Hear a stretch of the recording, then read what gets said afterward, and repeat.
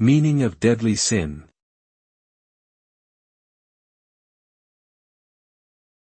Deadly sin.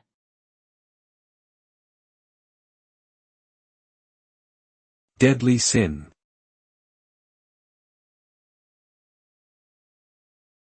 Deadly sin.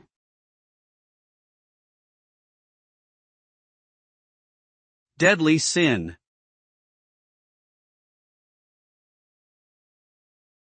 Deadly sin refers to one of 7 sins that are considered particularly sinful in Christian theology.